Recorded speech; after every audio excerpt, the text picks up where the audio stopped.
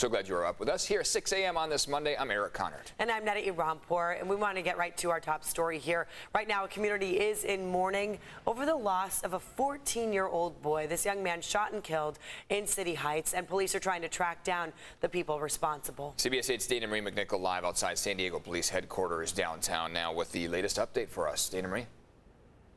Good morning, Eric and Ed. A lot of questions left to be answered, but what we do know is that police found this 14-year-old shot on the side of on a sidewalk. We're also learning that officers and paramedics did everything they could when they found him, but he died there on scene.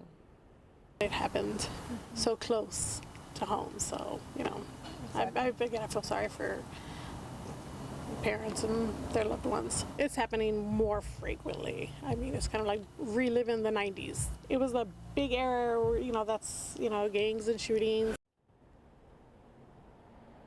Now, we just heard from Bianca Ramirez. She lives just around the block from where it happened.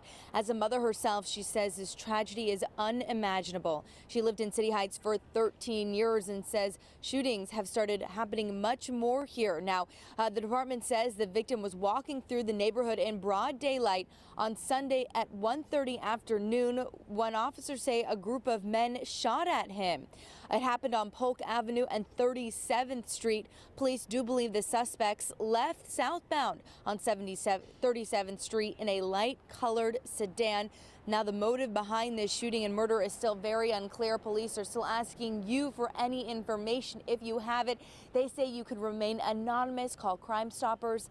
Of course, that'll really aid them in finding out exactly what happened to this young 14-year-old boy who's now dead in City Heights. I'm Dana Marie McNichol coming to you live from downtown San Diego at police headquarters. Yeah, let's hope they find the people who did that. Dana Marie, thank you for that. Right now, the Navy is investigating a sailor's death aboard the USS Carl Vinson. We're also waiting for official word on the person's identity before that gets released. Now, Navy officials say the sailor was discovered unresponsive yesterday. He was pronounced dead at the scene. Suicide or foul play are not suspected in this. The aircraft carrier has been docked here in the San Diego Bay since February. We also have new information about a story we first reported yesterday. CHP now saying no shots were ever fired during the pursuit of a silver Audi yesterday afternoon. Now, initially, the San Diego Sheriff's Department reported the driver had shot at a CHP officer near Rincon. Now, however, CHP is saying the information the Sheriff's Department released was incorrect. So instead, CHP says an officer went to pull over that silver Audi, but the driver sped off. As that happened, the driver threw a bag containing a gun out the window. Sheriff's deputies helped look for the silver Audi, but couldn't find the car or the driver. Again, we just wanted to update you on this. Per California Highway Patrol, no shots were fired at CHP. And right now, President Biden says he's considering declaring a public health emergency to free up federal resources for abortion care. Although the White House says it does not seem like a great option, though. The president does say his administration is looking at a number of responses to the Supreme Court's decision to reverse Roe versus Wade. He said he is asking officials whether or not he has the authority to declare that public health emergency and what the impact would be.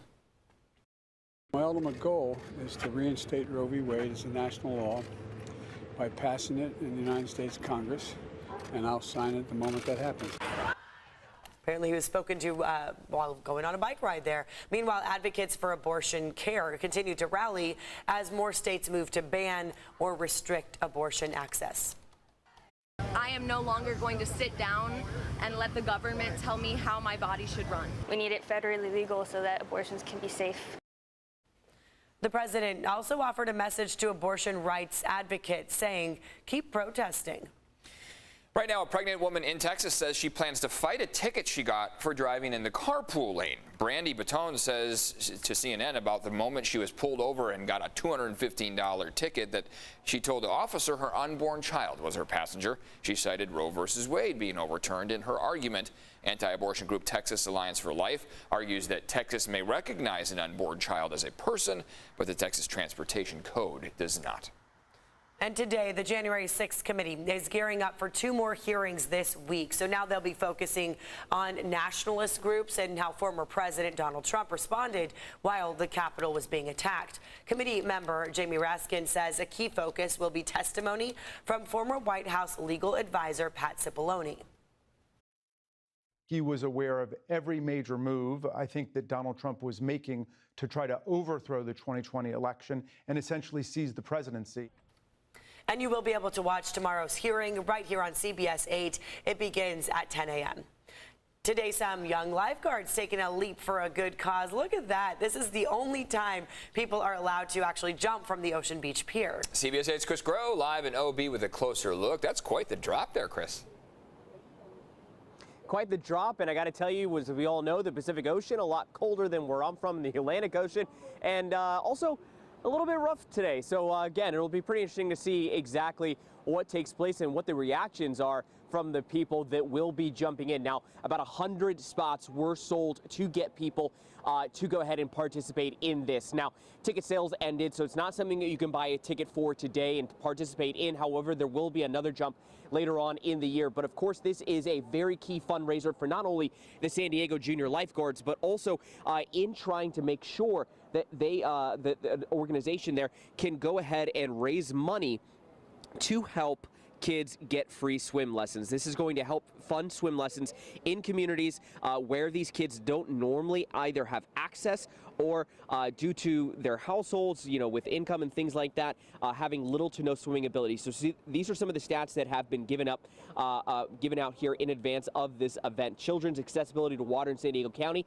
There's 70 miles of coastline. There's 20 freshwater lakes. There's also about nearly 7,500 public bodies of water. Those could be apartment pools or even backyard pools or even city pools. And they also go on to say that according to the USA Swimming Foundation, 79% of children in households with incomes less than $50,000 have little to no swimming ability. So back out here live as we sit here at the OB Pier, this is not only going to raise money for the San Diego Junior Lifeguards, but also again to help fund those swimming lessons for kids that normally would not be able to access them.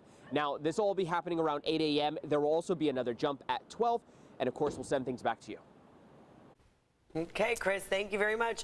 That's not the warm Miami type of beach weather that he's used to. No, but hey, still, you were saying the water is still feeling pretty warm out there. It's nice, yeah, it's not bad. 70 degrees is good. Yeah, you can't ask for better, and we're just going to warm up throughout the rest of this week. Today through Wednesday, we stayed largely unchanged, but by the end of the week, Thursday, Friday, and then the weekend, we are warming up quite a bit. That ridge of high pressure off to the east of us is going to start to expand and move in our direction, and that means warming temperatures by the end of the week. But for now, we're sticking with the really mild conditions that we saw over the course of the weekend. If you were out and about Friday through Sunday, it was a beautiful one out there. We had a light breeze, sunshine. Temperatures were really just around average. This afternoon, we're going for 71 along the coast, mid-80s inland, so about a 15-degree temperature jump as you head from the coast through your valleys. Looks like your mountains and deserts are warming up pretty nicely as well. Walking out the door right now, we've got widespread 60s, so it is mild overnight. Couple mid-50s in Ramona, for example. Alpine at 62 right now, and Carlsbad through Del Mar, 64 degrees. It looks like as we head into the next couple hours, we're going to stick with this trend of largely unchanged